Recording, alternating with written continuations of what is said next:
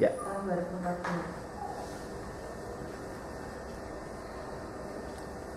Selamat sore saudara-saudara sekalian. Ini tanggal berapa ini ya? Tanggal 5 Maret 2015 kita di Solo Baru. Saya harus sebutkan tanggalnya sebab nanti kalau suatu saat ini dilihat orang ini kapan ini dilakukan. Saya mengabarkan Injil sendiri, saya ke Palembang. Dari Palembang saya naik ke total. Nggak ada baik-baiknya. Kenapa? Dikatakan manusia itu mati. Dahulu kamu sudah mati dalam dosa dan pelanggaran-pelanggaranmu, katanya. Coba kita baca dalam Efesus pasal 2 ayat 1. Efesus pasal 2 ayat 1.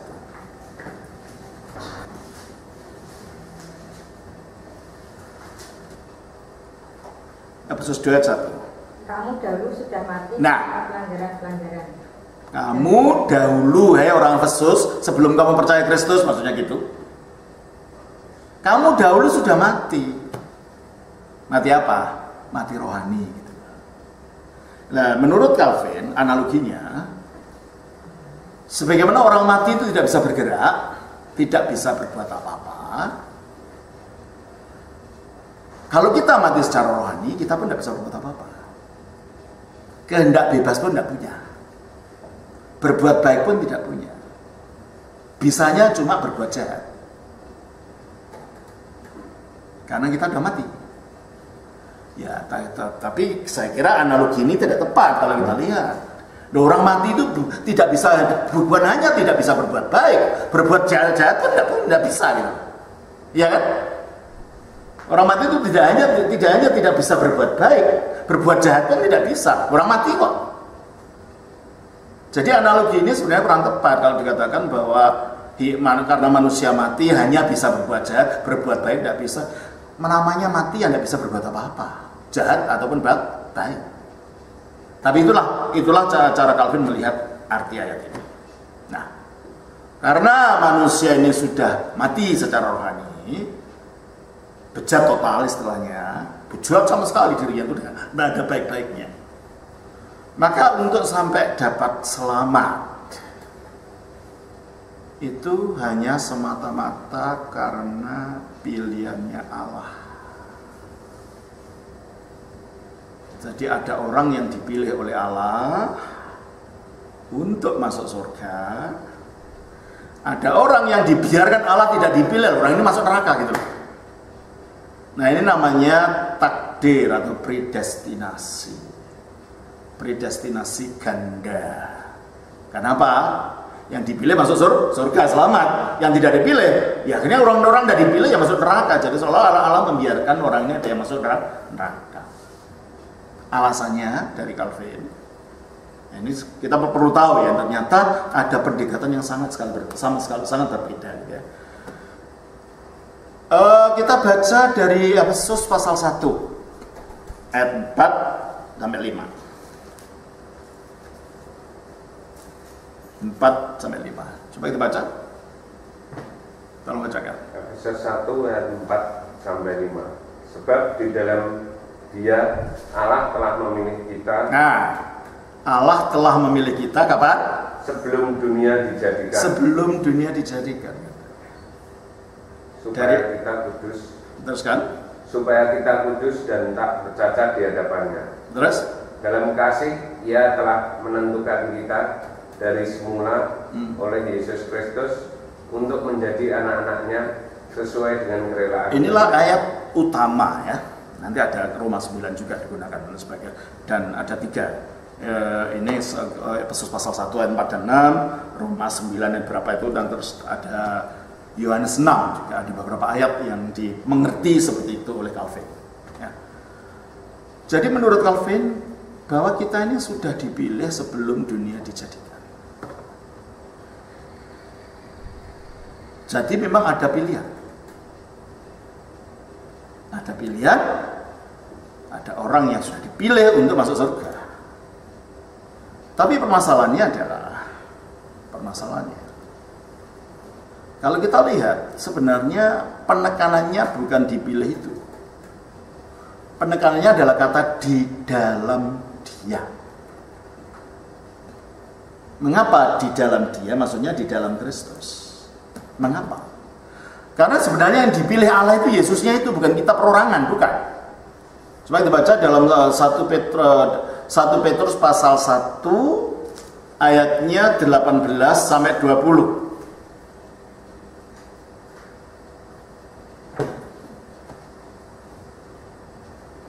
1 Petrus pasal 1 ayat 18 sampai 20. 1 Petrus 1 ayat 18 sampai 20.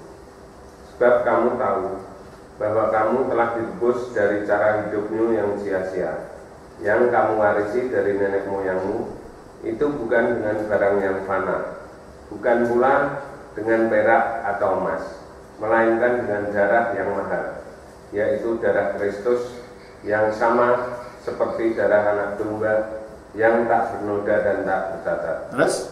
Ia telah dipilih sebelum dunia dijadikan. Terima kasih. Siapa yang dipilih sebelum dunia dijadikan? Yesus. Jadi yang dipilih Allah sebelum dunia dijadikan adalah Yesus. Dipilih apa? Dipilih menjadi penyelamat kita. Dipilih menjadi penebus kita. Sejak dunia belum dijadikan. Makanya sejauh kita ada di dalam Dia, kita ikut dalam keterpilihan itu. Makanya dikatakan di dalam Dia Allah telah memilih kita sebelum dunia dijadikan. Kenapa? Karena Dialah yang dipilih Allah sebelum dunia dijadikan. Jadi kalau kita bersekutu dengan Kristus, kita manunggal dengan Kristus, kita menyatu dengan Kristus, kita ikut dalam keterpilihan itu. Itu maknanya. Jadi tidak dikatakan bahwa di dalam Dia kamu orang per orang telah diselamatkan. Enggak. Di dalam Dia kalian. Jadi bukan orang per orang, ini tidak berbicara tentang orang per orang. Ini berbicara tentang kemanusiaan. Sejauh kita ada di dalam Kristus, kita ikut dalam keterpilihan itu, sebab Kristuslah yang dipilih oleh Allah. Ditentukan oleh Allah. Nah juga, jikalau ada orang yang dipilih, berarti ada orang yang tidak dipilih. Dan orang yang tidak dipilih dia masuk ke dalam neraka. Ini bertentangan dengan ajaran Alkitab. Tujuannya neraka itu ada. Neraka tidak pernah diciptakan untuk manusia. Ada ajaran mengatakan tidak ada neraka, itu ajaran bohong. Kita mengatakan ada neraka. Dan mengatakan, oh itu kan tempat pembuangan sampah di Yerusalem. Kita kan pernah ke Yerusalem, kan saya bilang, ini loh Gehinom. Memang tadinya Gehinom itu adalah lembah Hinom. Lembah Hinom itu disuruh tempat pembuangan sampah, orang dibakar. Nah, lembah Hinom itu akhirnya menjadi Gehinom, menjadi bahasa Arab Jahanam, akhirnya diumpamakan neraka. Jadi neraka itu tidak ada, neraka itu tempat pembuangan sampah di Yerusalem sana. Kalau betul begitu, Alkitab ini tidak masuk akal. Coba kita baca dalam Matius pasal 25 ayat 41. Matius 25 41. Matius 25 ayat 41. Dan ia berkata juga kepada mereka yang di sebelah kirinya, "Menyahlah dari hadapanku, hai kamu orang-orang terkutuk, menyahlah ke dalam api yang kekal, yang telah sedia untuk iblis dan malaikat." No, kalau api yang kekal itu hanya tempat sampah, masa iblis dimasukkan ke tempat sampah, ke tong sampah rupanya? Iblis dan malaikat-malaikatnya tempatnya di api kekal ini, berarti api kekal itu ada. Ini bukannya sekedar ke tempat sampah, tempat pembakaran, bukan. Ya memang ada alam seperti itu, tempat siksa. Tapi bukan diperuntukkan untuk manusia. Telah sedia untuk iblis. Berarti kalau ada Allah menentukan orang masuk neraka, bertentangan dengan ini. Bahwa neraka tidak diperuntukkan untuk manusia. Kalau manusia masuk neraka kan dia milih mengikuti jalannya iblis, menolak Kristus. Milih untuk menolak berita keselamatan, masuk ke situ, ikut jalannya iblis, sebab neraka itu sedia untuk iblis dan malaikat, bukan disediakan untuk manusia. Allah macam apa memasukkan orang ke neraka tanpa kesalahan orang itu? Kalau Allah itu kasih, tidak mungkin melakukan itu. Tidak mungkin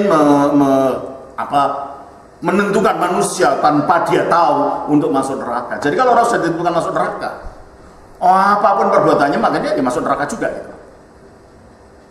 Kalau orang sudah ditentukan masuk surga, diselamatkan, jelek apapun perbuatannya pada akhirnya dia masuk surga. Karena apa? Menurut Calvin, Allah itu berdaulat. Allah itu punya kedaulatan penuh karena dia berdaulat, terserah dia mau apa gitu loh. Oke, Allah berdaulat, tetapi dia sifatnya, atributnya bukan hanya daulat saja. Ada banyak atribut-atribut yang lain. Dan yang paling menonjol adalah atribut kasih. Dan di dalam Alkitab dikatakan Allah itu kasih, tapi nggak pernah dikatakan Allah itu daulat, nggak ada itu. Kalau Allah itu kasih, ada. Ya memang dia berdaulat, tapi itu bukan sebagai sesuatu yang ditonjolkan dalam sifat Allah. Kita baca 1 Yohanes pasal 4 ayat yang ke-8.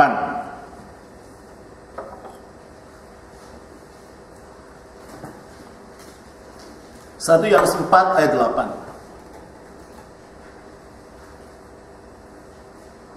Kamu bacakan?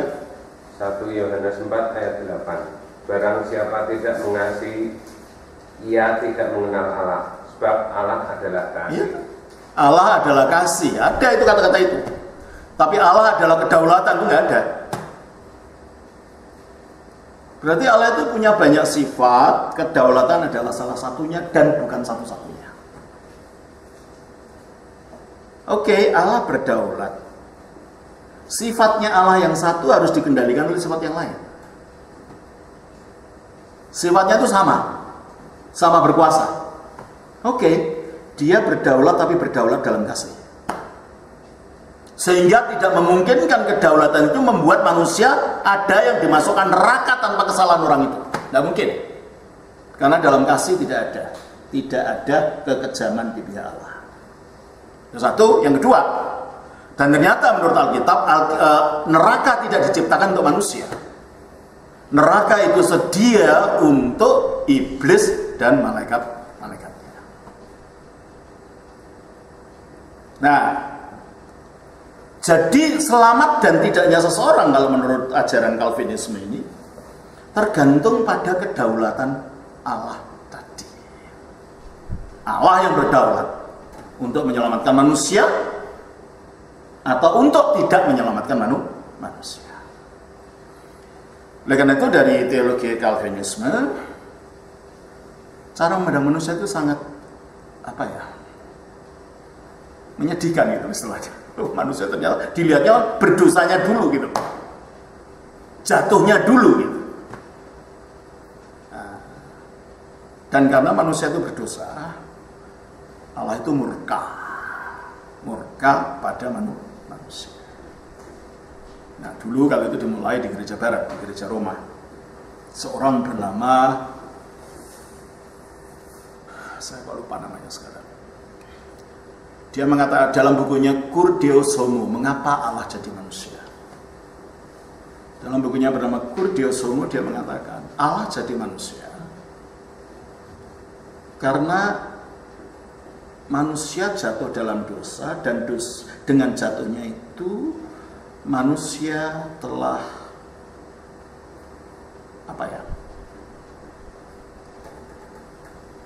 melawan kekudusan Allah, sehingga kejatuhan ini membuat Allah jadi murka pada manusia, dan murkanya manusia Allah ini harus dipuaskan oleh suatu korban. Tapi karena yang memarah Allah, korbannya harus mempunyai kuasa yang sama dengan Allah, supaya terpuaskan keadilan Allah ini. Akhirnya turunlah firman-Nya Allah menjadi manusia. Karena dia setara dengan Allah, kata Alkitab, maka dia dapat memenuhi tuntutan keadilan Allah tadi. Jadi matinya Yesus itu itu adalah untuk memuaskan keadilan Allah yang tersinggung, supaya dengan demikian marahnya Allah terpadamkan.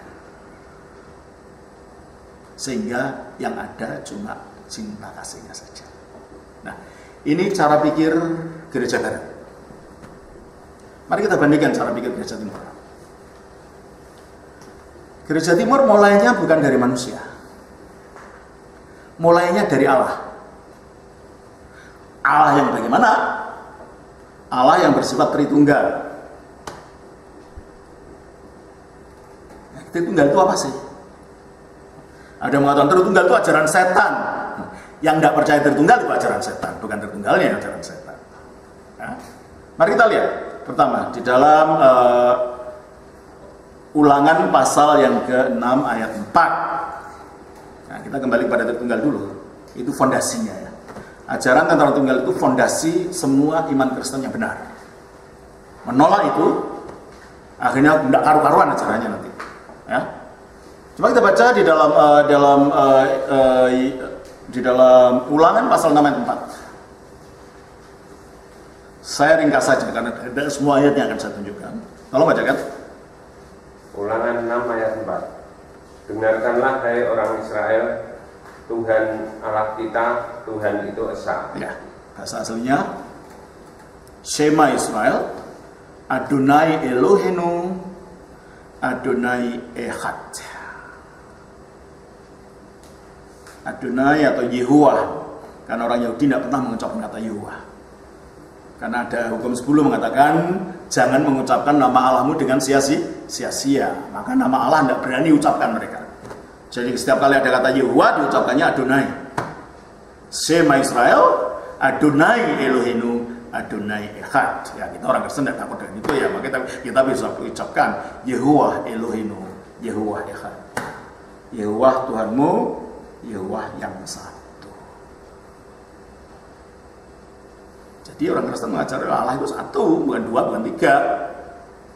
Dan ajaran ini ditegaskan oleh Yesus. Kembali kita baca Markus 12 ayat 29. Markus 12 ayat 29.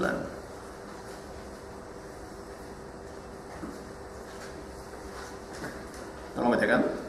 Markus 12 ayat 29. Jawab Yesus, hukum yang terutama ialah, dengarlah hai orang Israel, Tuhan Allah kita, Tuhan itu Esa. Jadi ajaran Yesus cocok dengan ajaran Musa. Tuhan Allah kita, Tuhan itu Esa. Lagi Yesus mengatakan, coba kita baca. Paulus menegaskan. Ada banyak ayat lagi sih, tapi saya hanya mencari garis besarnya saja. Ya. Kita baca dari 1 Korintus pasal 8 ayat 4.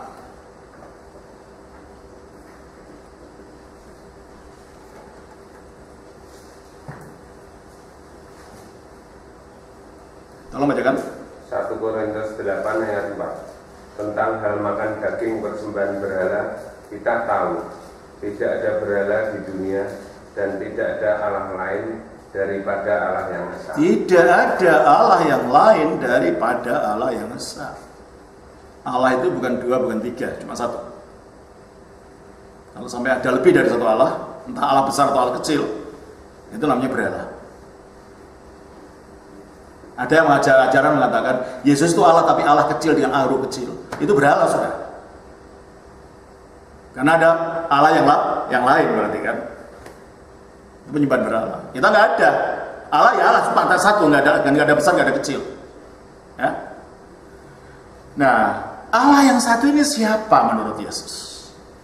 Kita baca Yohanes 17 ayat 1 dan ayat 3. Yohanes 17 ayat 1 dan ayat 3.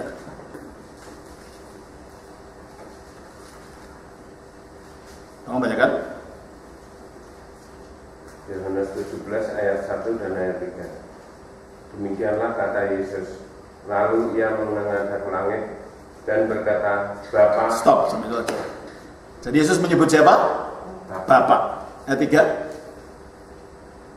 inilah hidup yang kekal itu, yaitu bahwa mereka mengenal Engkau satu-satunya Allah yang benar. Nah, siapa satu-satunya Allah benar yang itu menurut Yesus? Bapa tadi. Jadi Allah yang satu itu siapa menurut Yesus? Bapa. Ya. Kita baca juga dari 1 Korintus 8 ayat 6.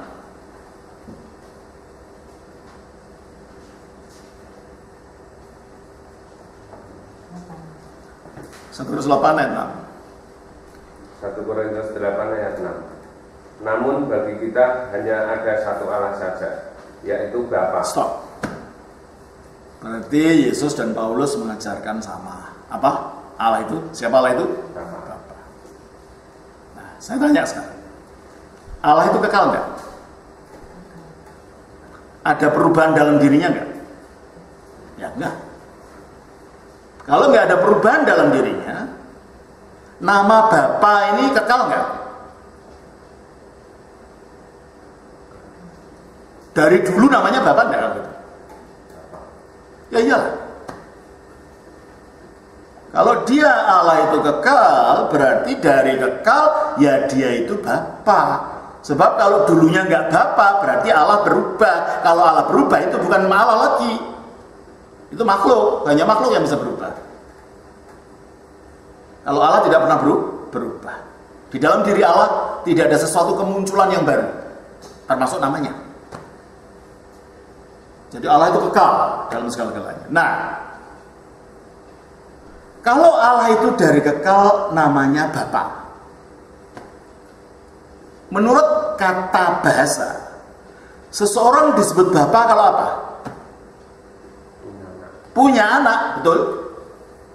Seseorang disebut Bapa kalau punya anak. Nah, kalau Allah ini harus disebut Bapa, berarti ada sesuatu dalam dirinya yang disebut anak yang menyebabkan dia disebut Bapa. Kalau gelar Bapa itu kekal, berarti anak tadi harus kekal juga, nggak ada permulaannya. Nah, apa itu?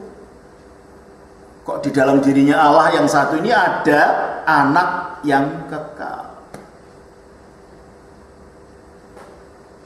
Kita baca dari Yohanes 1 ayat 18. Yohanes 1 ayat 18.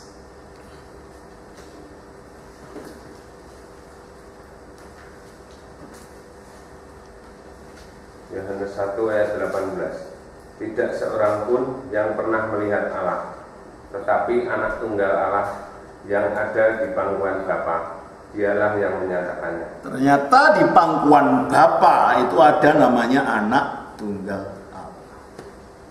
Karena Allah itu tidak berwujud ya. Nggak seperti orang gitu, enggak. Allah itu Allah. Kalau kita mengatakan Allah itu apa? Roh. Gitu? Yohanes 4 ayat 24. Allah itu kasih. Yohanes 4 ayat 8. Arah itu terang. 1 Yohanes 1 ayat 5. Allah itu api yang menghanguskan. Ibrani 12 ayat 29. Allah itu bukan manusia.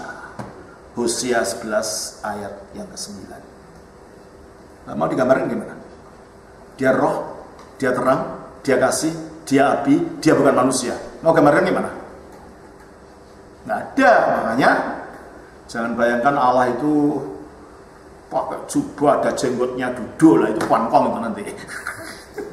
Bukan Allah itu. Kalau Allah menurut Alkitab, dia itu roh yang tidak bertubuh, tidak dapat dibayangkan bagaimana. Jelas ini ya.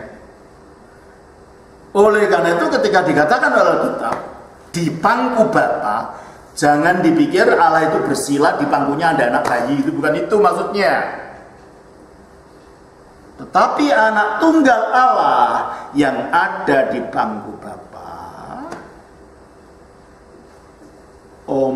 homogenis theos, oon, ton kolpon tu patros, bahasa aslinya gitu. Yang ada di pangkunya Bapa. Pangku ini berarti kedekatan yang sangat dekat, di mana detak jantung dari mangku itu terdengar. Itu menunjukkan hubungan relasi yang sangat dekat antara yang Allah yang disebut Bapa dengan sosok yang disebut anak tunggal Allah ini. Nah, siapa ini anak tunggal Allah ini? Kok ada di pangkunya Bapa, ada di dalam dekapan cinta kasih Bapa gitu loh. Siapa ini? Kita baca di dalam Ibrani pasal 1 ayat 2. Ibrani 1 ayat 2. Kamu bacakan?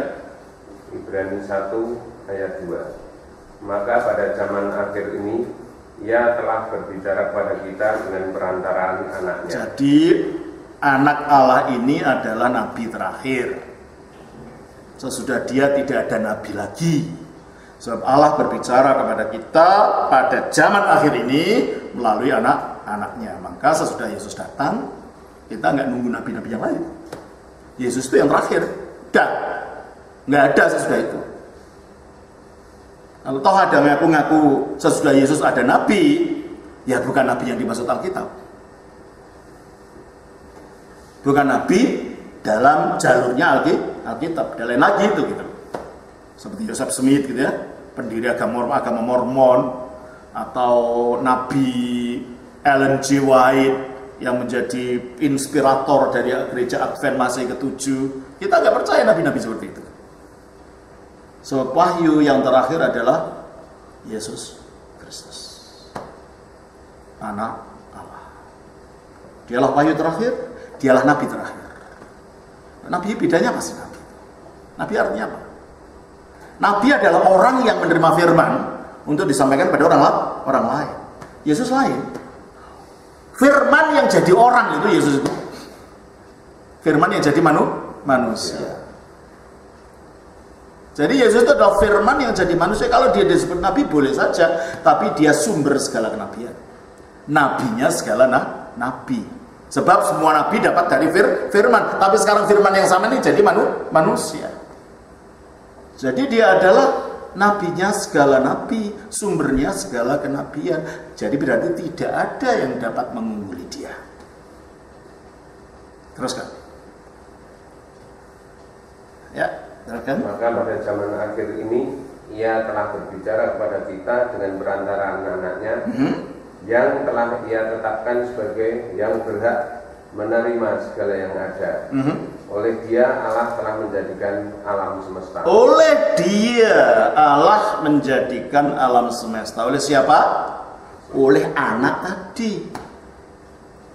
Mari kita lihat kalau di kitab Kejadian, pada waktu dunia dijadikan, yang menjadikan alam semesta itu siapa? Coba kita lihat di dalam Kejadian 1 ayat 1. Kejadian 1 ayat 1 kita baca.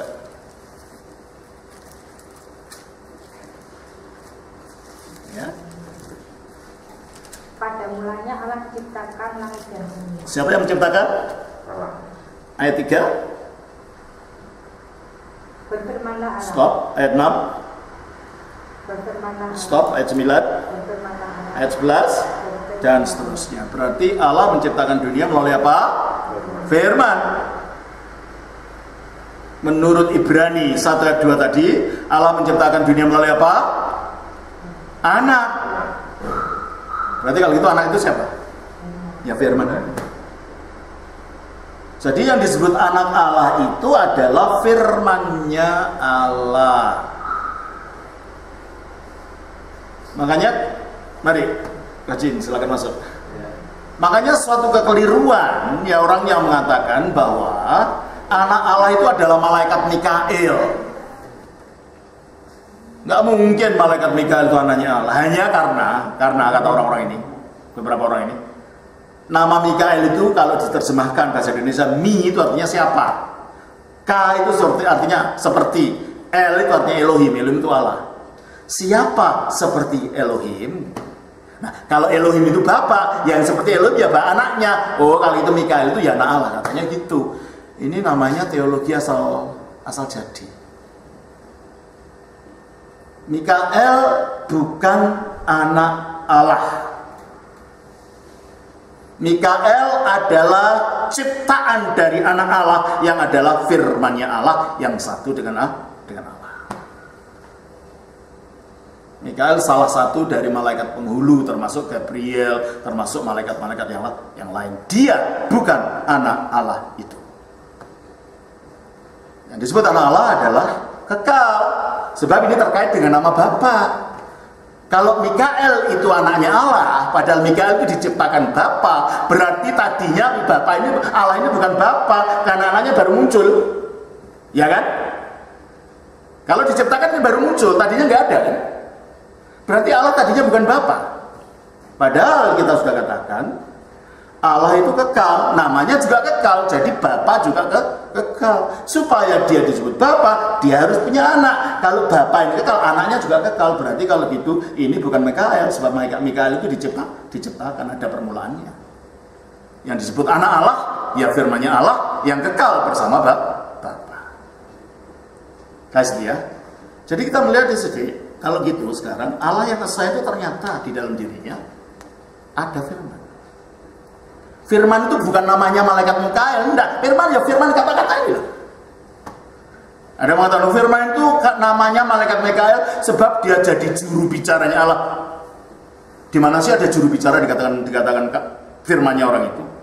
Pak Presiden punya juru bicara enggak? Punya kan?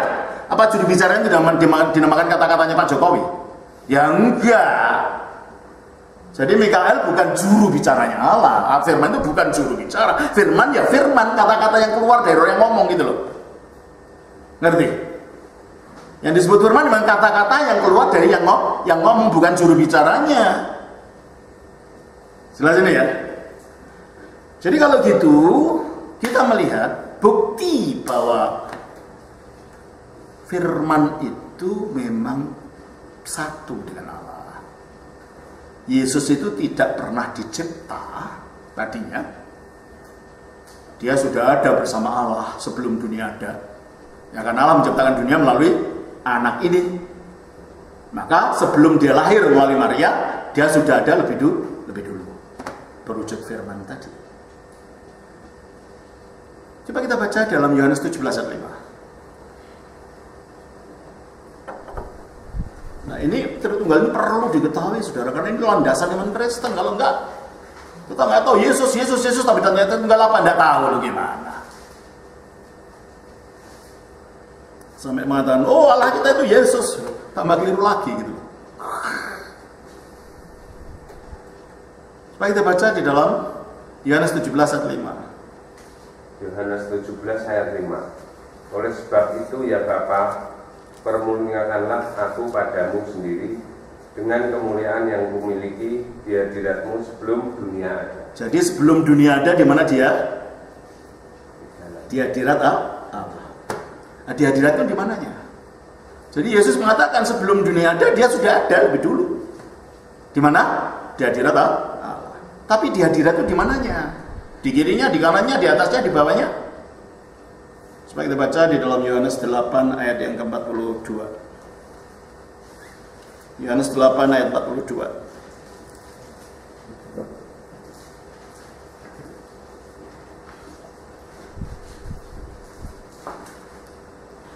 Tolong baca.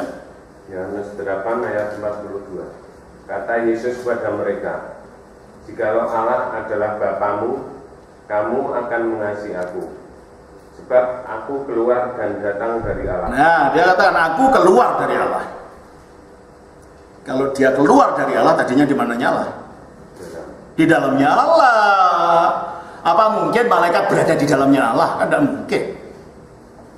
Berarti dia bukan malaikat, karena dia ada di dalamnya Allah, gitu loh. Itu ajaran sesat yang mengatakan Yesus itu malaikat itu. Bukan ajarannya Alkitab. Itu tafsiran pikiran orang yang sesat. Yesus berada di dalamnya Allah sebelum jadi manusia. Kalau gitu ada berapa Allah? Yang satu. Dia satu di dalamnya Allah kok. Sebagai apa tadi? Apa? Bukan. Dia Yesusnya. Sebagai firman. Sebagaimana firman saya satu di dalam saya, tidak membuat ada dua Daniel kan? Firman-Nya Allah juga ada dalam Allah, tidak membuat ada dua Allah. Gitu loh. Nah sekarang bertanya, kok firman-Nya Allah disebut anak Allah itu apa? Kalau firman-Nya Allah itu ada di dalam Allah, berarti Allah itu mengandung firman-Nya sendiri, bukan? Firman-Nya Allah terkandung di dalam Allah. Betul kan? Kata-kata saya terkandung dalam pikiran saya. Sebelum saya datang ke sini sudah ada di sini tadi. Saya mau ngomong apa, semua sudah di sini. Ya toh? Baru setelah saya di depan bapak-bapak ibu-ibu ini, apa yang terkandung itu saya lahirkan dalam wujud ucapan-ucapan. Yang dikandung lalu dilahirkan namanya apa? Anak. Makanya firman-Nya Allah disebut anak Allah. Bukan dia itu malaikat Mikael, tidak, ya firman, betul-betul firman yang satu di dalam dirinya Allah lalu keluar dari Allah. Yang dikandung lalu dilahirkan atau dikeluarkan dalam bahasanya manusia itu adalah anak. Maka dia disebut anak Allah. Dalam hal ini maka tujuan agama Islam terhadap kita tidak kena mengenal. Lam yalid walam yulad, dia tidak beranak dan tidak diberanakkan. Kita katakan iya, memang betul begitu. Karena bagi kami yang disebut anak Allah adalah firman-Nya Allah yang terkandung di dalam Allah tetapi juga keluar dari Allah. Jadi kami tidak ada dua Allah. Anak Allah bukan berarti Allah itu kawin ada istrinya, nggak ada itu. Sebab Allah itu bukan laki-laki, bukan perempuan, bukan baji juga. Allah itu roh. Roh itu tidak berjenis kelamin. Ya kan? Nah kalau dia bukan laki-laki, bukan perempuan, bukan banci, mau kawin sama apa? Dewi perempuan. Loh, dia bukan laki-laki kok, dewi perempuan gimana? Dewa laki-laki, dia bukan perempuan kok kawin dewi laki-laki. Terus kawin apa? Ya enggak kawin, namanya Allah kok kawin. Jelas ini ya? Jadi ketika kita menyebut Yesus sebagai anak Allah, bukan berarti Allah punya istri, bukan dalam arti beranak pinak.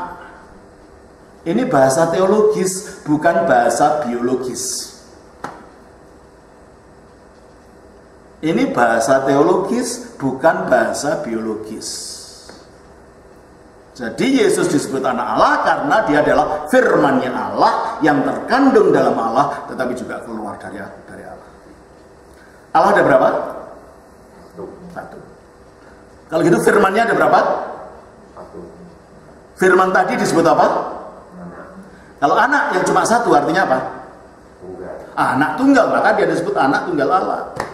Nah, coba terangkan. Kalau Yesus itu malaikat Mikael, kenapa disebut anak tunggal? Allah punya malaikat yang lain kok. Di mana ada malaikat tinggal di dalamnya Allah? Mana ada? Yang tinggal dalam Allah hanya sifatnya Allah. Tidak ada semut masuk ke dalam tubuh saya, hidup satu dengan saya, itu tidak ada. Semut ya semut di luar saya. Ya kan? Yang ada dalam Allah hanyalah Allah sendiri, bukan yang lain. Jadi orang Kristen tidak percaya dua Allah. Yesus adalah firman-Nya Allah yang ada di dalam dirinya Allah. Jelas ini ya? Nah Allah itu Allah yang hidup. Sebab kalau nggak hidup tidak punya firman. Saya bisa ngomong nggak kalau saya mati? Ya enggak kan? Saya berpikir nggak, kalau bisa berpikir nggak kalau saya mati? Nah, enggak. Untuk saya bisa ngomong, bisa berpikir, saya harus hidup, gitu kan? Allah punya firman karena dia itu hidup, gitu loh. Saya hidup karena saya punya roh. Betul? Kalau nggak ada rohnya saya mati. Kalau saya mati saya tidak punya kata-kata. Demikianlah Allah juga begitu. Allah itu Allah yang hidup, maka punya firman di dalam dirinya. Nah, karena dia hidup, punya roh, rohnya juga ada dalam dirinya, gitu loh. Ada tiga Allah atau satu Allah? Ya satu lah. Allah, firman-Nya dan rohnya itu satu di dalam Allah. Ya seperti saya, kata-kata saya, roh saya, ya satu di dalam saya, tidak tiga, nggak bisa dipisah-pisah. Makanya Tritunggal itu tidak bertentangan dengan keesaan Allah. Allah yang esa ya Tritunggal itu gitu. Tri kenapa? Ada Bapa yaitu Allah yang esa, ada Putra yaitu firman-Nya, ada Roh Kudus yaitu rohnya Allah. Rohnya Allah itu keluarnya dari Allah juga. Coba kita baca di dalam Yohanes 15 ayat 26. Yohanes 15 ayat 26.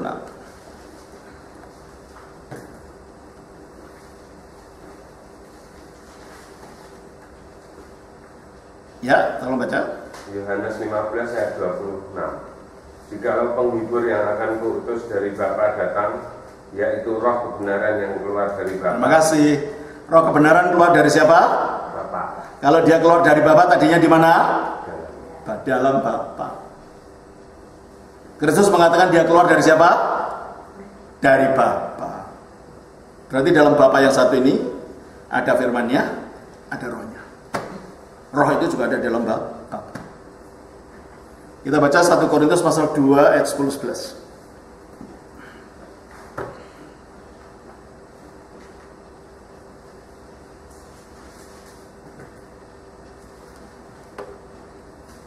Ya, kalau bacakan. 1 Korintus 10 ayat 11. 1 Korintus 2 ayat 10 dan 11.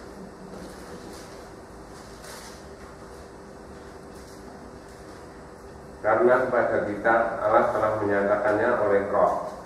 Sebab roh menyelidiki segala sesuatu, bahkan hal-hal yang tersembunyi dalam diri. Terima kasih. Kalau roh tahu yang tersembunyi dalam diri Allah, dari roh ada di mana?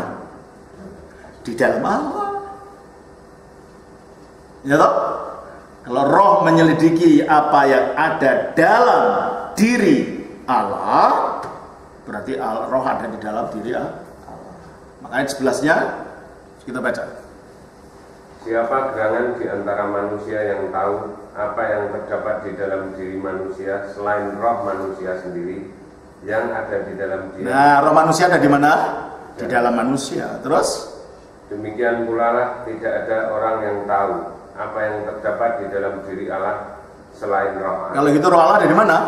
Ya di dalamnya Allah. Sebagaimana rohnya manusia ada di dalam manusia, maka rohnya Allah ada di dalam Allah.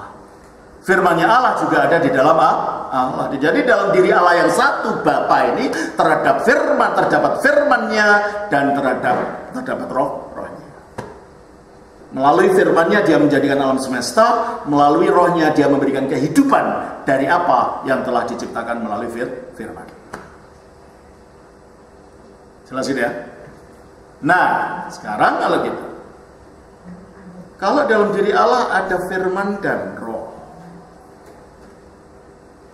dan Allah itu Allah yang hidup, ternyata firman itu ya firman hidup juga, sehingga ada relasi antara Allah dengan firman-Nya. Coba kita baca di dalam Yohanes 5 ayat 26. Yohanes 5 ayat 26.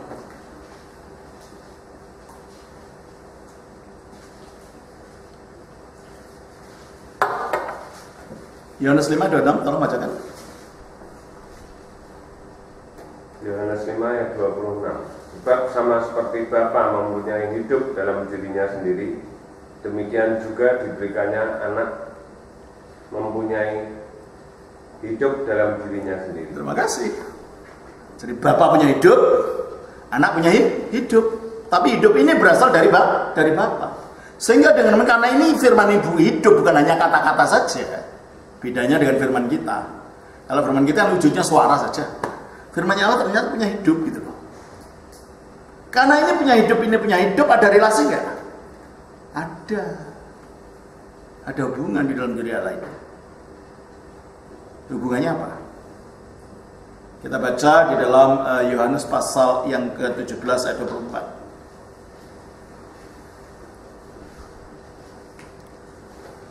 Yohanes 17 ayat 24. Nah, sekali lagi ini Tritunggal ini pun juga dari visi Gereja Timur. Gereja Barat sulit menerangkan.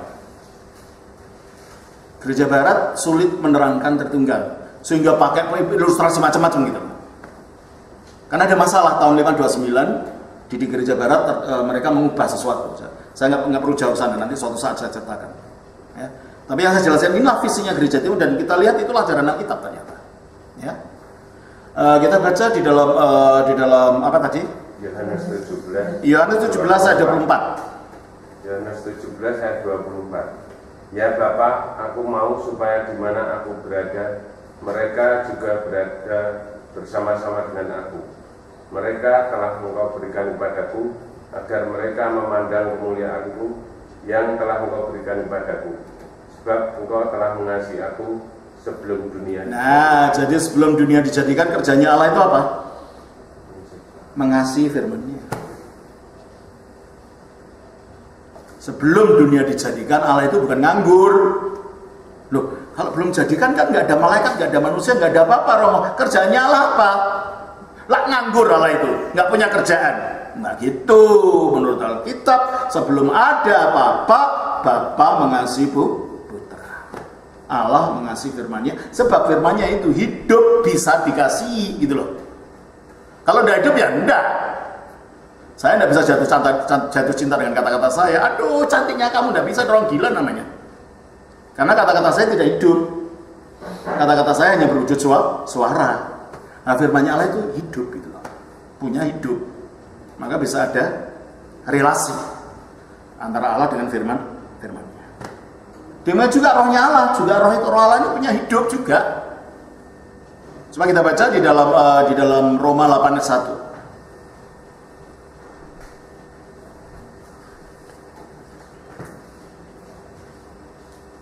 Roma 8 ayat 1.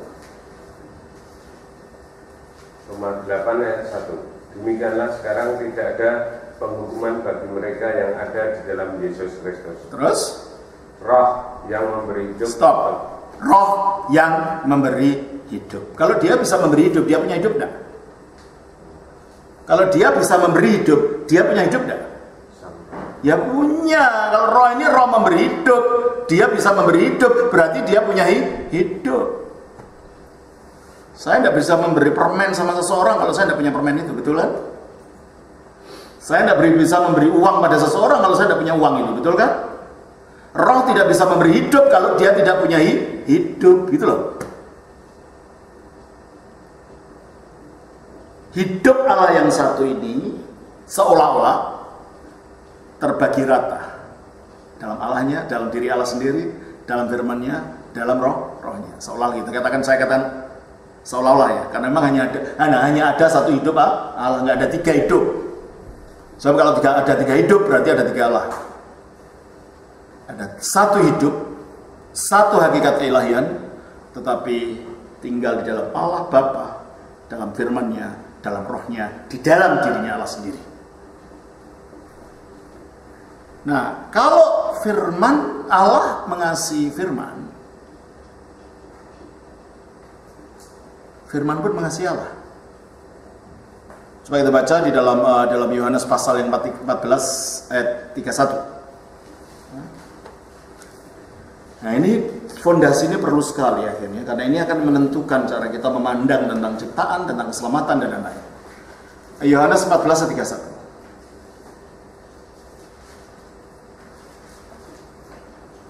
Yohanes 14 ayat 31.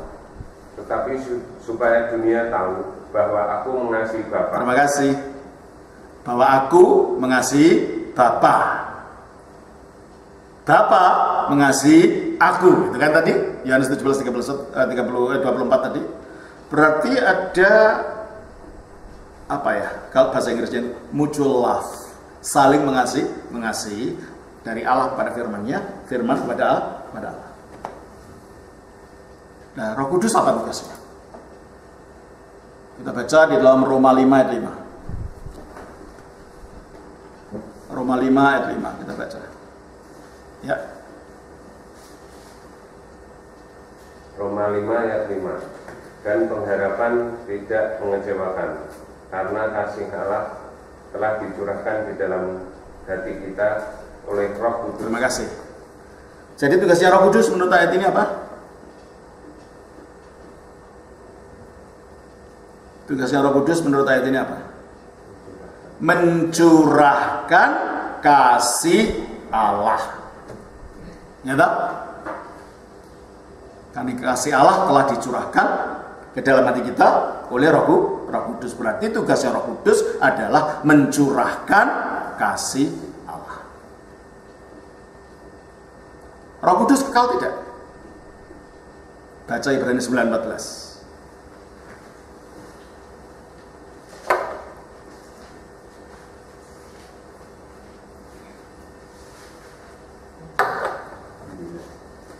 Kalau kan?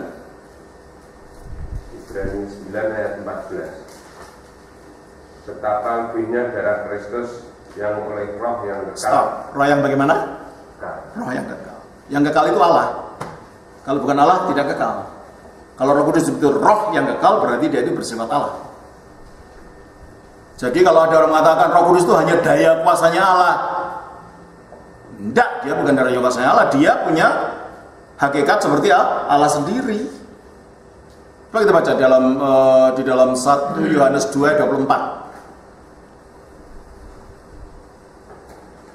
1 Yohanes 2:24. 1 Yohanes 2 ayat 24. Dan kamu, apa yang telah kamu dengar dari mulanya, itu harus tetap tinggal di dalam kamu. Jika apa yang telah kamu dengar dari mulanya itu tetap tinggal di dalam kamu, maka kamu akan tetap tinggal di dalam Anak dan di dalam Bapa. Sebentar. Ayat ini mungkin saya salah. Sebentar, saya baca aja. 1 Yohanes 2. Sebentar, ayatnya kan.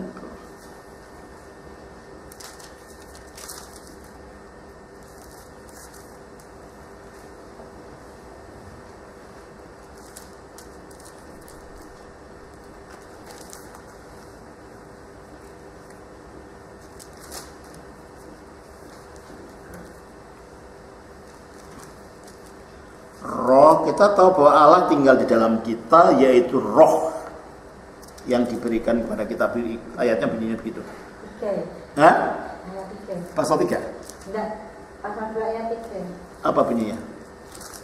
Dan inilah tandanya bahwa kita mengenal Allah, yaitu jikalau kita menuruti perintah. Oh, bukan itu, Bu. Karena tadi ada kata-kata roh gitu, kata-katanya ada roh gitu. Sebelah.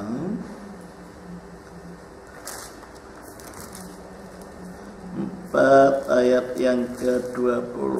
Bentar.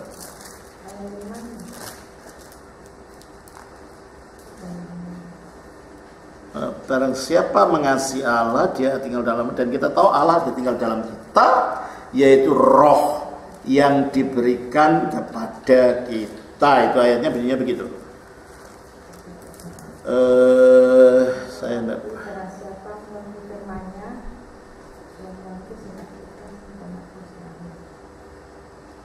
Sebentar. Kok saya lupa ayatnya?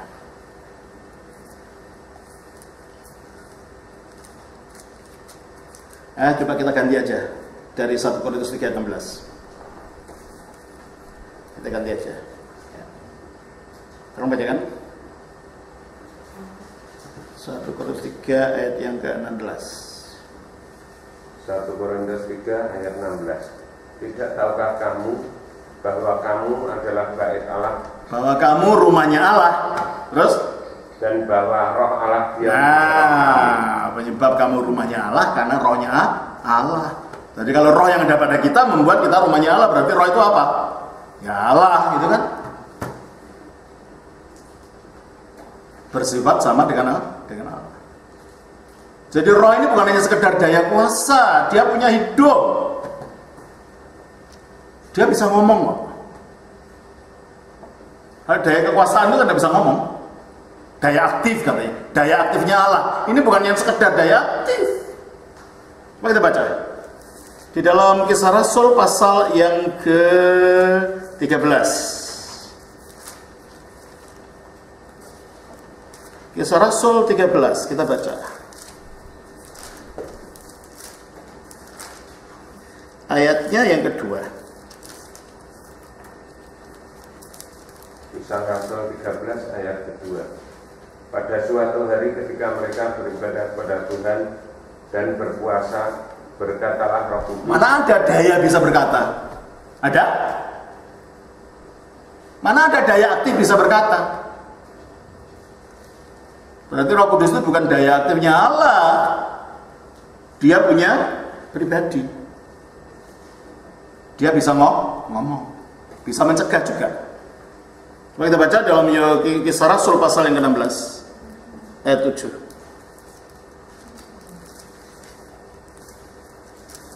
Ayat 7. Kisah Rasul 16 ayat 7. Ayat 6 dulu. Mereka melintasi tanah Frigia dan tanah Galatia karena Roh Kudus mencegah mereka.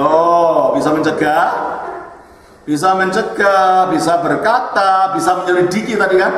1 Korintus 2:10 tadi. Menyelidiki hal-hal yang terdapat di dalam diri Allah, bisa menyelidiki, bisa mencegah, bisa berkata. Mana ada daya aktif bisa berbuat begitu?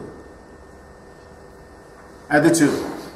Dan setibanya di Misia, mereka mencoba masuk ke daerah Bitinia, tetapi Roh Yesus tidak mengizinkan mereka. Nah, kalau Roh Kudus juga rohnya Yesus, padahal Roh Kudus itu rohnya Allah, berarti Yesus dan Allah itu satu, bukan pisah.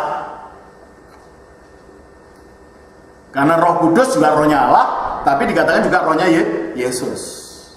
Ya kan? Roh ada berapa? Cuma satu. Kalau Yesus bukan Allah, tidak mungkin roh itu juga rohnya Yesus gitu loh. Kalau Yesus tidak satu dengan Allah, tidak mungkin dia memiliki roh yang sama. Jelas ini ya? Jadi roh bisa ngomong, roh bisa didukakan. Jadi punya perasaan nih roh ini. Ya, coba kita baca Efesus. Jadi kalau ada orang datang pada saudara mengatakan, Roh Kudus itu bukan Allah, itu hanya daya aktifnya Allah, tunjukkan ayat-ayat ini. Kamu itu baca Alkitab dari mana? Alkitabmu sama dengan Alkitab saya enggak gitu loh. Kita baca dalam Efesus pasal 4. Efesus pasal yang keempat ayat 30. Tolong bacakan. Efesus 4 ayat 30. Dan janganlah kamu mendukakan Roh Kudus Allah. Nah, Roh Kudus bisa didukakan. Yang orang yang bisa didukakan itu apa? Orang yang punya perasaan atau sosok yang punya perasaan. Saudara bisa mendukakan meja ini. Pukuli sampai hancur dan tidak berduka meja ini. Nah, kalau Roh Kudus hanya daya aktif Allah, gimana bisa berduka? Logikanya di mana? Kok daya aktif bisa didukakan itu gimana? Berarti ajaran yang mengatakan begitu, ya Roh Kudus itu hanya daya aktif Allah, itu ajaran sesat yang tidak ada dasarnya dalam kitab suci. Ya, baik. Jadi kalau itu kembali kepada Roh Kudus tadi, kalau Bapa mengasihi firman, firman mengasihi Bapa di dalam diri Allah yang satu ini, yang mencurahkan kasihnya Allah. Nah, dia adalah Roh Kudus. Roh Kudus itu kekal. Fungsinya kekal nggak kalau gitu? Ya kekal. Fungsinya tadi apa? Mencurahkan kasihnya Allah. Kalau ada manusia, kasih itu dicurahkan di hati manusia. Sebelum ada manusia, dicurahkan siapa kasih itu? Kepada yang dikasih Allah sejak kekal. Siapa itu? Firman. Berarti Roh Kudus lah yang mencurahkan kasihnya lah dari Bapa kepada Firman.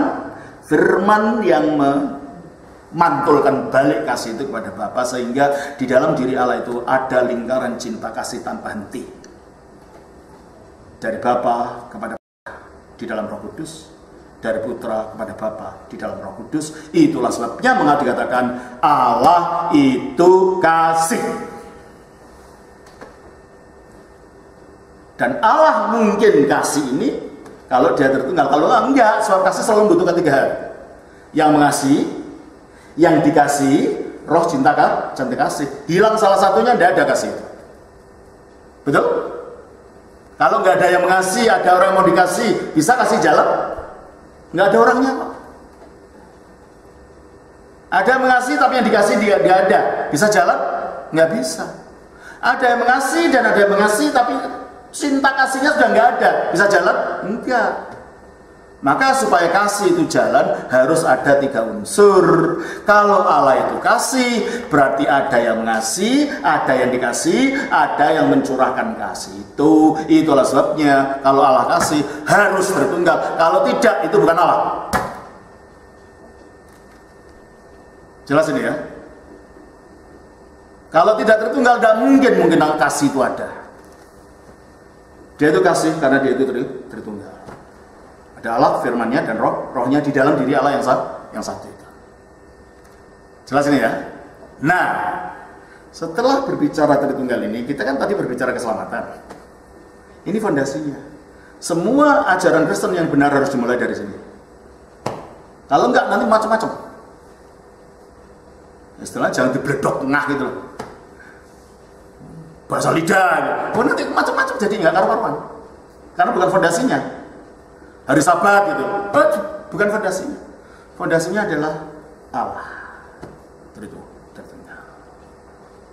Nah, di dalam kekekalan Allah tadi, Allah mengasihi siapa? Firman-Nya. Nah, kasih itu sifatnya selalu ingin menjangkau keluar ya. Kalau seseorang mengasihi seseorang lain, pasti dia akan berbuat sesuatu pada orang itu. Entah kirim surat, entah beri hadiah, entah beri bunga, entah berikan kata-kata, atau apa saja. Kasih selalu keluar dari dirinya sendiri. Betul? Nah, kasih yang ada dalam Allah itu adanya di dalam dirinya Allah sendiri. Bapa, Putra, Roh Kudus yang ada di dalam dirinya Allah. Maka karena kasih itu sifatnya menjangkau keluar, tidak bisa dikandung pada satu tempat, harus keluar. Dan pada waktu itu di luar Allah nggak ada siapa-siapa. Allah cuma satu, Allah dan firman-Nya dan rohnya dalam dirinya. Dan ada aliran cinta kasih tanpa henti dalam diri Allah. Maka Allah yang dalam kasih-Nya ingin membagikan cinta kasih tadi pada sesuatu di luar dirinya. Padahal di luar dirinya tidak ada. Tapi karena Allah berkuasa dan berdaulat. Nah, ini di sini berbicaranya. Allah mampu mengadakan yang tidak ada. Itulah ciptaan. Jadi ciptaan ada karena Allah ingin membagi kasih-Nya. Gitu loh. Saudara dan saya ada karena Allah ingin membagikan kasih-Nya pada kita. Ya. Nah, karena kasih tadi yang menyebabkan Allah ingin membagikan kasih kepada yang bukan Allah, itu melalui Allah memandang firman-Nya, Allah mengasihi firman-Nya, maka ketika ciptaan itu mau diadakan, yang dijadikan sarana untuk mengadakan ya firman yang sama ini. Maka Allah menciptakan manusia melalui firman-Nya. Pada mulanya adalah firman. Firman itu bersama-sama dengan Allah. Bersama-sama di mananya tadi? Di dalamnya Allah. Kalau gitu sifatnya sama dengan Allah tidak? Sama. Maka dikatakan firman itu adalah Allah. Bukan Allah huruf kecil, tidak, ya Allah. Karena dia ada di dalam dirinya Allah, firman-Nya Allah. Gampangnya gini. Seandainya saya di sini dan saya tidak ngomong pada saudara dan saudara tidak kenal saya, pura-pura aja tidak kenal. Selama 2 jam saya di sini duduk diem. Saudara bisa tahu saya nggak? Ada orang yang saudara tidak kenal duduk di sini diem aja selama 2 jam. Saudara bisa tahu orang ini siapa nggak? Ya enggak. Ya kan? Tapi setelah saya duduk dan mulai berbicara, firman saya keluar, kata-kata saya keluar, saudara mulai bisa menilai orang ini sombong juga dari kata-katanya, bukan? Orang ini rendah hati juga dari kata-katanya. Orang ini pinter juga dari kata-katanya. Orang ini bodoh juga dari kata-katanya. Jadi kata-kata seseorang mencerminkan diri orang itu. Betul? Nah, kalau orang Jawa bilang apa toh? Di Solo sini, aji ning diri saka ladi katanya. Hormatnya diri dari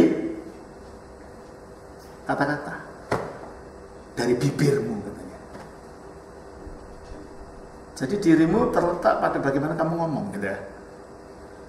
Jadi dari ngomongnya kelihatan siapa orang itu. Nah, Karena firman-Nya Allah ini adalah yang menjelaskan Allah. Satu lagi. Saya kenal Pak Arif. Saya pulang nanti, ternyata Alkitab saya ketinggalan. Saya pulang, saya telepon besok paginya. Kering. Bu Arif yang terima, Bu, Bapak ada? Ya ada, tunggu. Bu Arif panggil Pak Arif. Pak, ada telepon. Pak Arif jawab tanya, siapa? Pasti jawabnya Bu Arif bukan, suara. Gitu.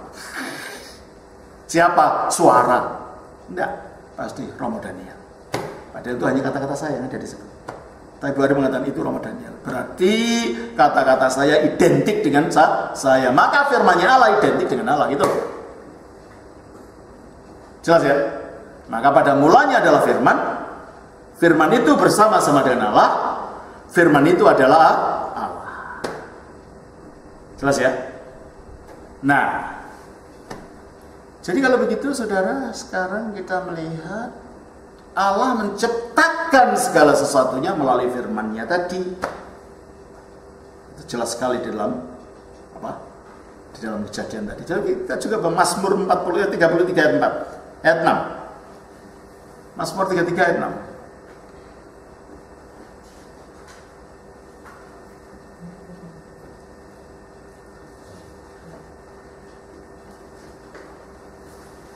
Mazmur 33 ayat 6.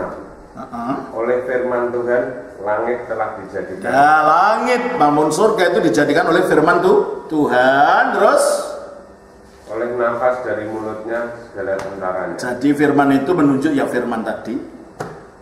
Nafas menunjuk Roh Kudus. Rohnya Allah. Jadi Allah menciptakan dunia melalui firman dan rohnya. Sehingga Irenaeus pada abad kedua mengatakan Allah itu menciptakan dunia melalui dua tangannya, yaitu firman dan roh katanya. Seolah-olah dua tangannya, firman dan roh. Jadi kalau Allah bukan tertunggal, dunia nggak pernah jadi. Sebab Allah menjadikan dunia melalui firman. Kalau Allah itu tidak punya firman, Allah itu bisu, saudara dan saya nggak pernah ada.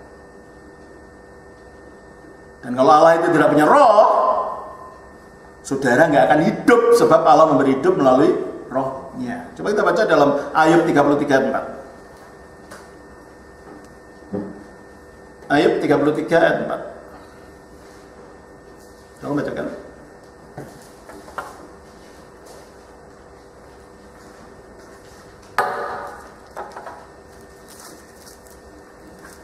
Ayub 33 ayat 4.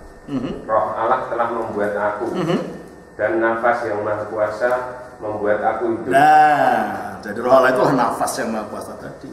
Itulah yang memberi aku hidup. Kita jadi oleh firman, kita hidup oleh roh. Ya, kalau orang Allah tidak punya firman dan tidak punya roh, itu bukan Allah, itu batu. Kenapa? Kalau nggak ada firman-Nya berarti nggak bisa menjadikan.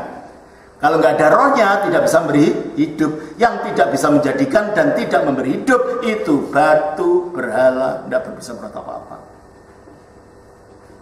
Supaya Allah itu Allah yang benar, Allah yang hidup, yang bisa memberikan kehidupan dan bisa mengadakan segala sesuatu, dia harus punya firman, dia harus punya roh yang satu di dalam dirinya sendiri.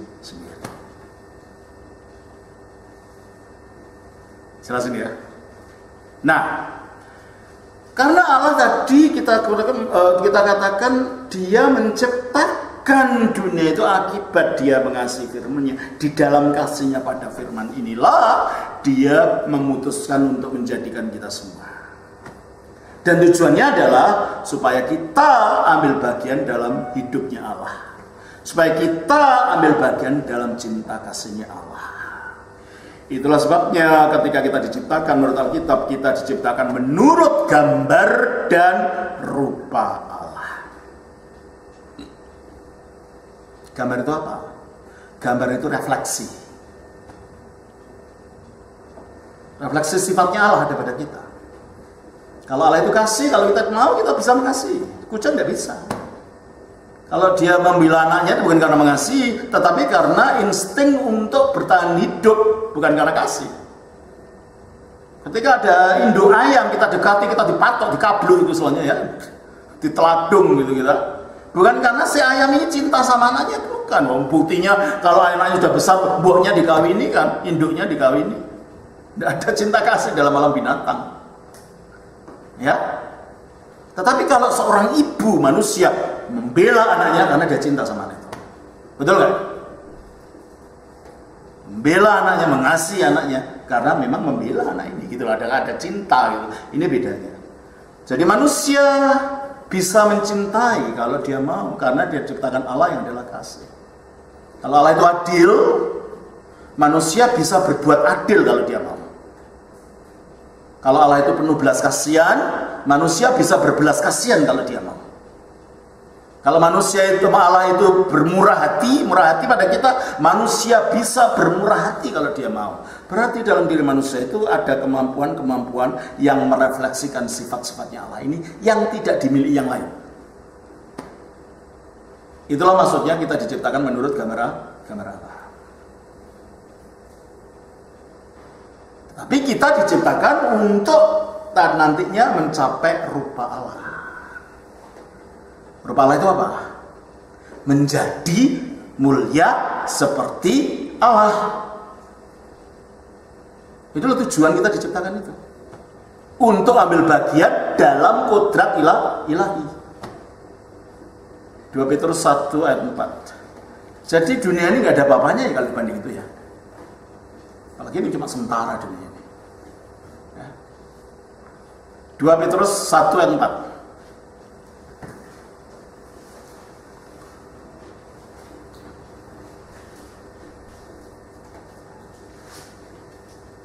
Petrus 1 ayat 4. Dengan jalan itu ia telah menganugerahkan kepada kita janji-janji yang berharga dan yang sangat besar, supaya olehnya kamu boleh mengambil bagian dalam kodrat ilahi. Kamu boleh mengambil bagian dalam kodrat ilahi. Itulah tujuan akhir kita.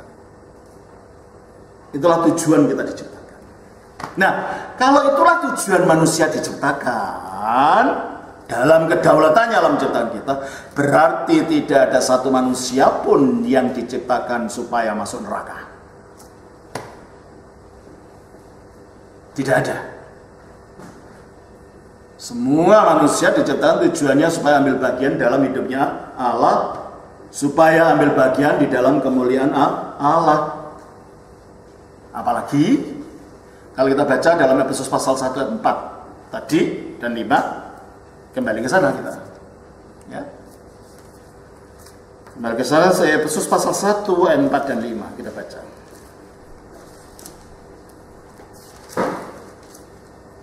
Efesus 1 ayat 4 dan 5.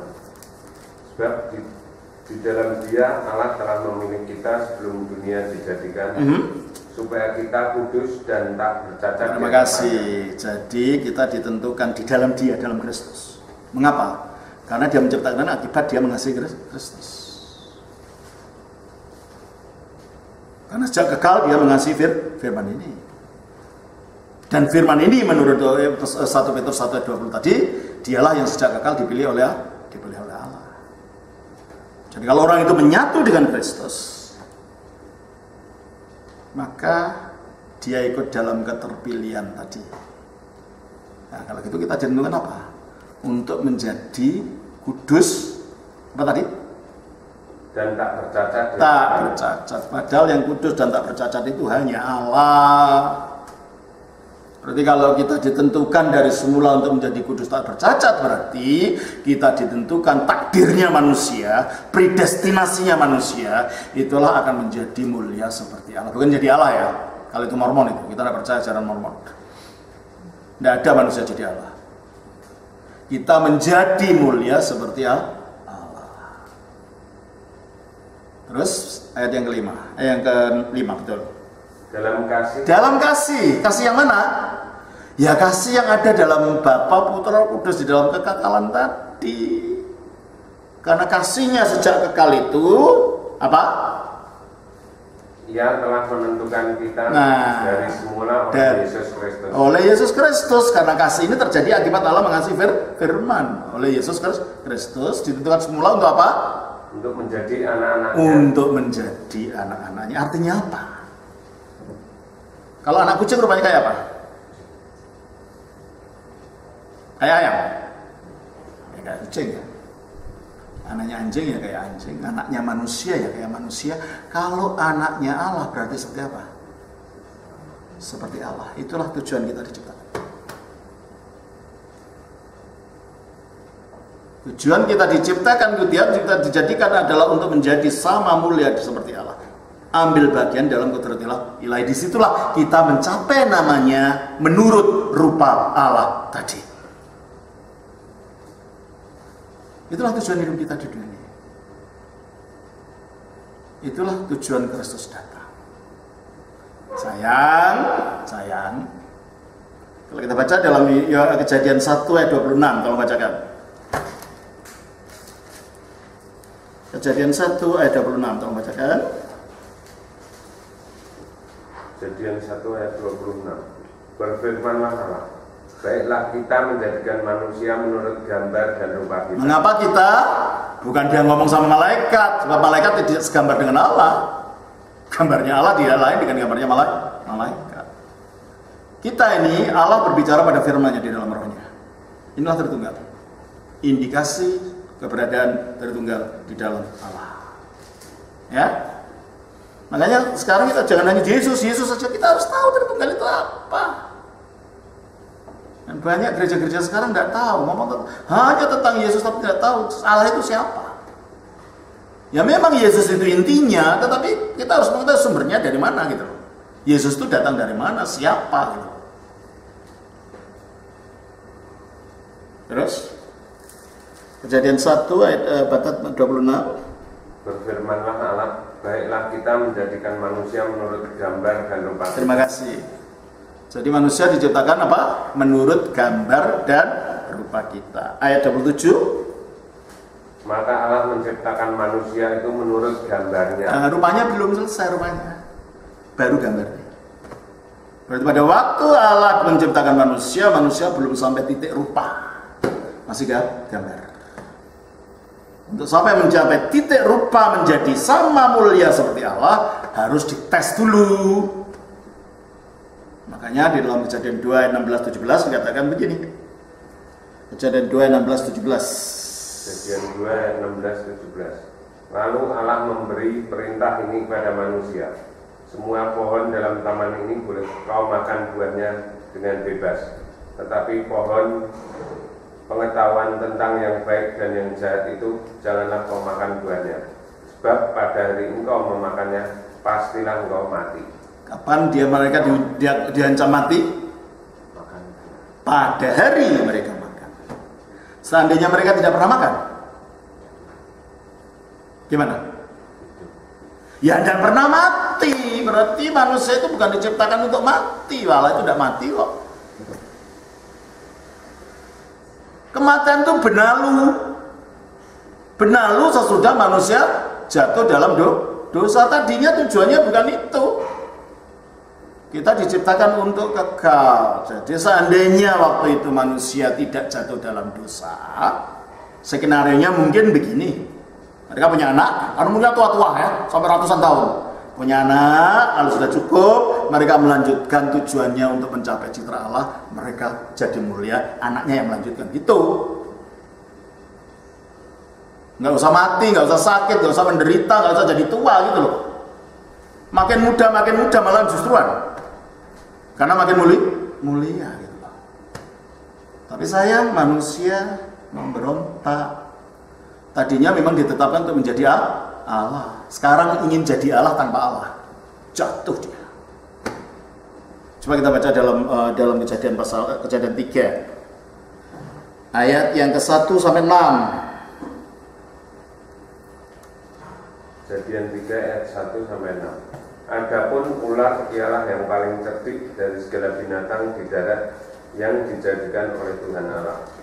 Ular itu berkata pada perempuan itu, tentulah Allah berfirman, semua pohon dalam taman ini jangan kau makan buahnya bukan? Lalu saat perempuan itu kepada ular itu, buah pohon-pohonan dalam taman ini boleh kami makan, tetapi tentang buah pohon yang ada di tengah-tengah taman, Allah berfirman, jangan kamu makan ataupun raba buah itu, nanti kamu mati. Nah, ini si Hawa ini dia menjadi sasaran setan karena dia membelokkan firman Allah. Karena pada waktu Allah memerintahkan jangan kamu makan, ditambah sama dia jangan kamu makan dan kamu raba. Tidak ada kata-kata meraba, itu perintah dari Allah. Hawa nambah-nambah firman-Nya Allah.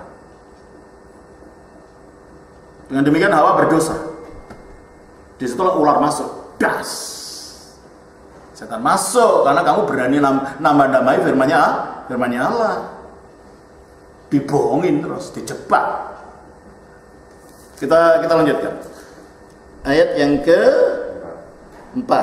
Tetapi ular itu berkata pada perempuan itu, sekali-kali kamu tidak akan. Nah, ini si pendusta itu mengucapkan kata-kata dusta. Allah mengatakan kalau makan kau mati. Kok dibilang sekali-kali kamu tidak mati. Jadi dia menuduh Allah itu bohong gitu loh.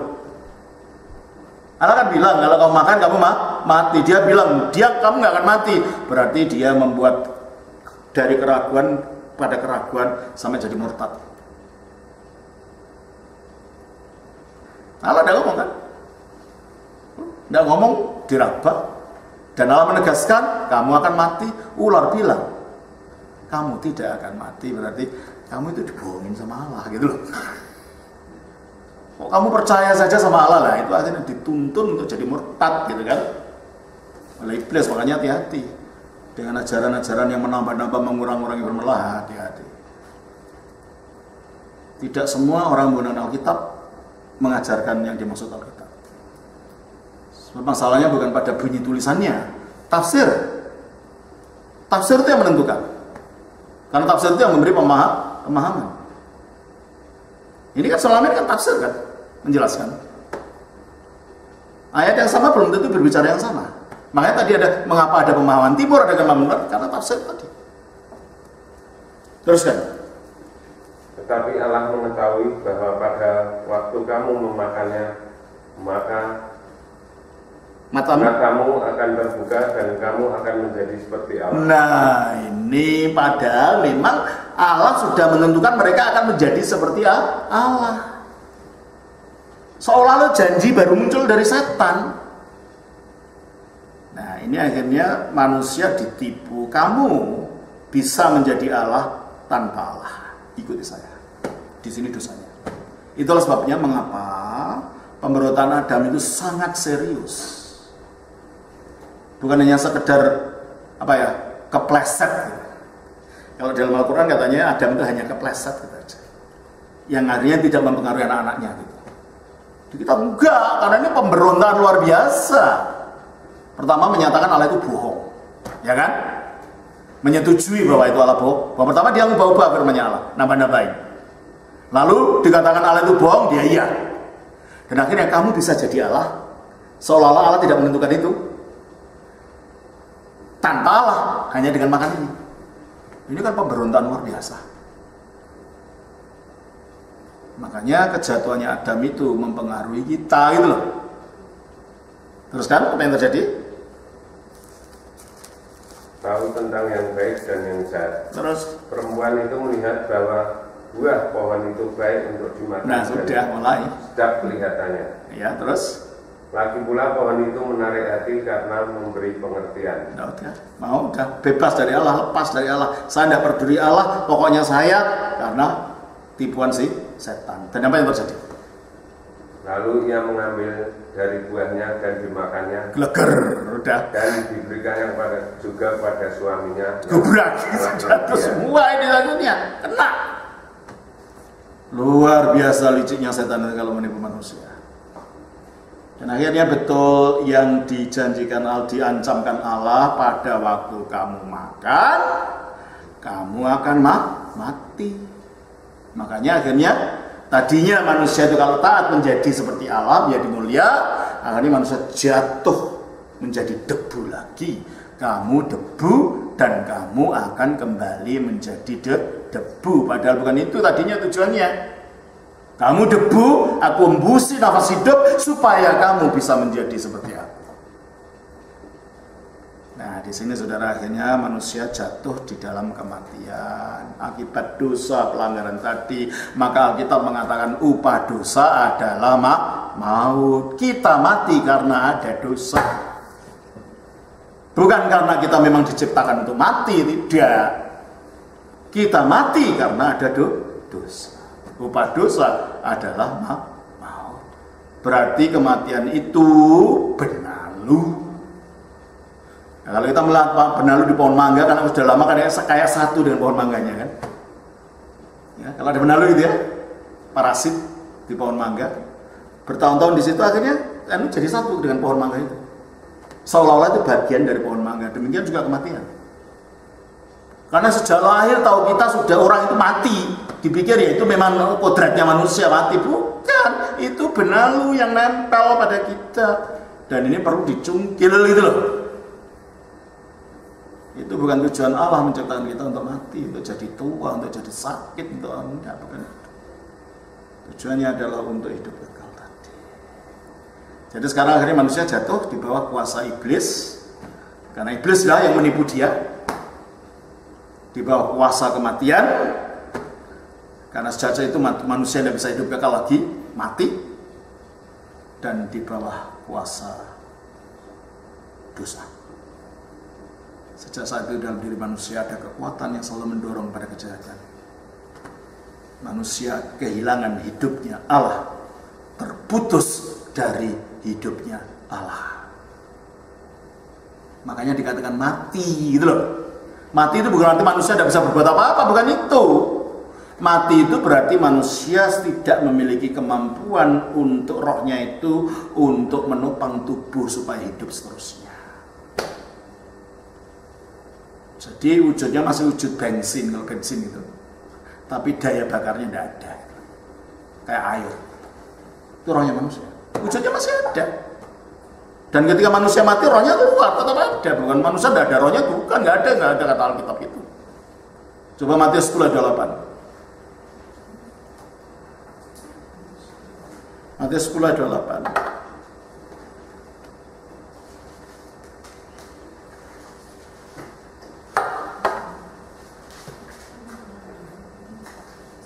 Udah jam berapa ini? 9. Oh ya, saya tutup sebentar. Nanti pelayanan kita lanjutkan. Matius 10 ayat 28. Dan janganlah kamu takut kepada mereka yang dapat membunuh tubuh, tetapi yang tidak berkuasa membunuh jiwa. Ya, jadi menurut ini jangan takut pada mereka yang dapat membunuh tubuh, tetapi tidak dapat membunuh jiwa. Artinya pada waktu tubuh terbunuh, jiwa tidak terbunuh. Artinya pada waktu tubuh ini mati, jiwa tidak ikut mati. Berarti jiwa itu ada, bukan tidak ada. Ada ajaran mengatakan, oh tidak ada, jiwanya manusia, jiwa manusia itu kalau udah mati ya kayak tikus saja, gelundung, tidak ada apa-apanya. Itu bukan ajaran Alkitab. Kenapa? Musa itu mati. Saya tunjukkan. Ulangan pasal 34.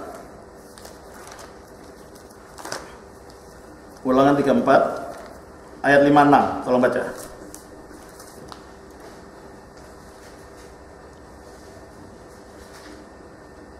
Ulangan 34 ayat 5 dan 6.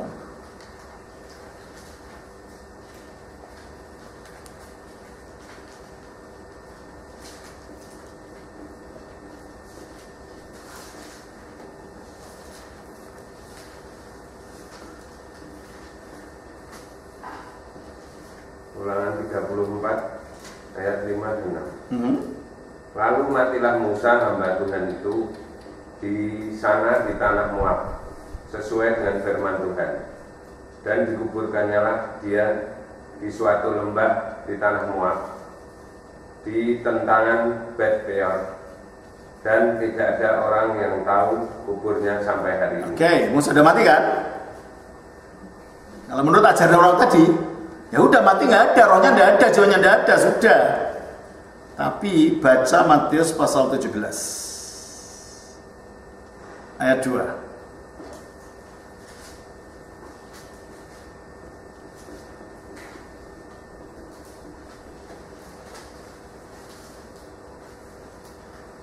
Matius 17 ayat 2. Lalu Yesus berubah rupa di depan mata mereka, wajahnya bercahaya seperti matahari, dan pakaiannya menjadi putih bersinar seperti terang. Ya. Maka nampak kepada mereka Musa dan Elia. Nah, ini siapa yang nampak ini? Musa kan sudah mati. Lah kok masih bisa nampak? Dilihat murid-muridnya, berarti apanya yang nampak? Rohnya, jiwanya.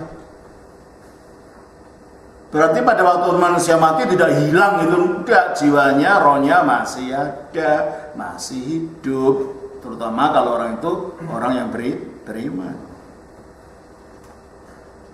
Jelas ini ya. Dan nanti yang masuk surga bukan hanya jiwanya aja, jiwa dan roh dijadikan satu lagi. Makanya ada kebangkitan daging. Sebagaimana Yesus bangkit dengan tubuhnya, kita pun akan dibangkitkan. Roh itu akan dimasukkan kembali ke dalam tubuh manusia. Coba kita baca di dalam Yohanes 5 29 28 29. Saya kira saya tidak bisa detail lagi. Kita lanjutkan minggu depan, nanti saya bicarakan sebentar. Oke, baca di dalam Yohanes 5 28 29. Yohanes 5 ayat 28-29. Janganlah kamu heran akan hal itu, sebab saatnya akan tiba bahwa semua orang yang di dalam kuburan akan mendengar suaranya, dan mereka yang telah berbuat baik akan keluar dan bangkit untuk hidup. Keluar dari mana? Dari kuburan. Nah, ini banyak orang Kristen yang melupa ajaran ini. Kalau dibakar gimana? Ya, oleh kuasa Allah ya biarkan dibangkitkan, tapi sebaiknya nggak dibakar ya, untuk menegaskan kepercayaan ini. Kalau dibakar, kalau kita yang orang Kristen, yang bukan Kristen sih terserah ya. Ya orang Kristen karena kita percaya kebangkitan tubuh. Sebaiknya tidak dibakar untuk menegaskan keyakinan ini, bahwa tubuh kita nanti bangkit. Kalau orang Buddha nggak percaya itu kan, orang Konghucu, orang Buddha, dan orang Hindu nggak percaya. Karena apa? Percaya pada reinkarnasi. Satu roh berganti-ganti itu tubuh, maka jadi masalah tubuh itu hanya kurungan. Kita enggak. Manusia itu ya satu utuh tubuh dan rohnya. Sebab kalau manusia itu hanya roh saja namanya hantu, kalau tubuh saja namanya mayat. Allah tidak menciptakan hantu atau mayat, Allah menciptakan manusia. Yang masuk surga, yang masuk dalam selamat itu manusia, bukan hanya rohnya saja atau tubuhnya saja. Makanya ada kebangkitan daging. Terus yang itu Pak Arif.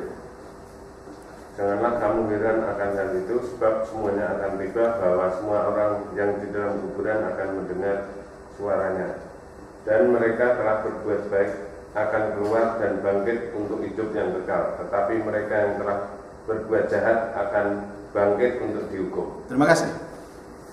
Jadi ajaran tentang kebangkitan tubuh ini sering dilupakan orang, atau mungkin tidak diajarkan. Sebab dalam gereja-gereja modern sekarang masalah doktrin itu kurang ditekankan. Hanya himbauan-himbauan, berkat-berkat ini, jadi akhirnya pikiran duniawi sekali gitu. Tidak berbicara tentang bagaimana keselamatan sih, bagaimana itu nanti, sehingga banyak keliru, pemahaman-pemahaman yang keliru. Nah, saya kira ajaran-ajaran dasar seperti ini perlu, supaya kita tahu pandangan Kristen itu yang gimana. Supaya tidak kacau.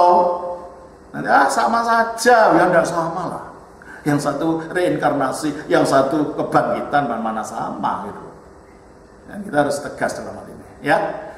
Baik, Bapak Ibu, saya kira kan waktunya sudah cukup. Saya hentikan sampai di sini. Nanti minggu depan, karena sebentar saya jadwal saya. Karena saya sudah lebih terdahulu ada komitmen. Coba saya lihatnya dulu ya. Minggu depan tanggal berapa? 12. Kemis 12. 12 ya. 12 Kemis. Ya. Jumat tidak bisa. Jadi Kemis memang untuk minggu depan harus Kemis lagi. Ya. Terus karena hari Jumat itu saya diundang ke Indosat, tidak bisa Jumatnya. Ya. Terus depannya lagi ini mungkin saya tidak bisa dulu karena saya di Pematang Siantar. Baru minggu depannya lagi, ya. Minggu depannya lagi itu Jumat Agung ya.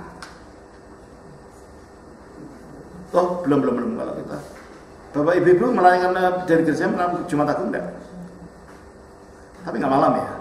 Kita kan belum, kalau di gereja terus kan minggu depannya. Tanggal 12. Iya. Tanggal Jumat Maret 3 tanggal 3 bisa nggak Jumat atau Kamis? Jumat aja ya. Jadi tanggal 3 Jumat. Oke. Bulan 4. Bulannya Maret tanggal Jumat. April. Enggak. Ini Jumat Agungnya Gereja Barat. Iya, Pasca. Iya, Pasca Gereja Barat itu Jumat tanggal 5. Jadi kita adakan Jumat tanggal 5 ya. Tanggal 5 ketiga ya. Maret tanggal 3. Ini tanggal 5. Ini Maret ini. Ini Maret. Oh, keliru saya, betul. April. Ini udah Maret tanggal 5. Ini Maret. Sebentar. Oh iya, April tanggal 5, betul. Gimana? Bisa tanggal 5 April tanggal 5? 5 April Minggu dong. Tanggal 5? Iya, 5 Iya, April Minggu. Minggu. 3 maaf, tanggal 3. Jumat. Bisa ya? Gimana? Jumat tanggal 3. Pasca. Kita belum ya? Sudah Pasca. Pasca. Kita belum, Pak. Gereja Barat. Iya, Kita Pak. belum Romo, kita Bisa nggak bawa yang 12. tapi kan ke malam, paskanya pagi biasa atau sore? Biasanya pagi. Pagi ya? Apa Iya, sih? gereja. Jumat Agung ya sore. Eh? Sore Jumat Agung. Terus Minggu baru Paskanya itu Minggu pagi. Bagaimana itu? Diadakan nggak? Gereja saya ada sore. Jumat Agung. Gimana sebaiknya? Atau Kemisnya? Kalau nggak Kemisnya tanggal 2 lagi berarti. Jumat Agung ada. Kemis. Kemis nggak apa-apa. Kalau Kemis gimana? Bisa nggak? Kemis tanggal 2 ya? Tanggal 2 April ya? Iya. Gimana? Udah ya? Tentukan aja pokoknya nanti kan. Ya, Kemis tanggal 2 April Bible Study Solo. Oke. Terus jadi tanggal Jumat 20 Maret kita tidak adakan dulu. Terus baru April tanggal 2 kita adakan. Terus nanti Kemis tanggal 12. Tanggal 12 Maret ada. Jadi minggu depan ada, tapi hari Kemis. Ya.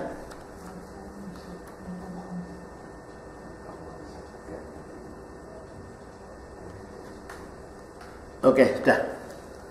Udah ya, jadi minggu depan hari Kamis, terus minggu depannya lagi kita tiadakan. Hah? Kamis kemarin les piano. Oh, les piano ya. Ya kalau Jumat yang tidak ada, kalau kita apa nggak diadakan? Terserah loh. Terserah. Apa nggak diadakan? Terus kita jam berapa? Selesai jam berapa? Jam 6 sampai jam 7. Ya bisa nggak jam 7 lah. Nggak apa-apa. Nggak apa-apa. Yaudah kalau gitu Ya, jadi Kamis tanggal 12 minggu depan. Terus minggu depannya lagi kita tiadakan, terus baru Kamis tanggal 2 April. Ya. Ya, oke. Kita jadi. Terima kasih.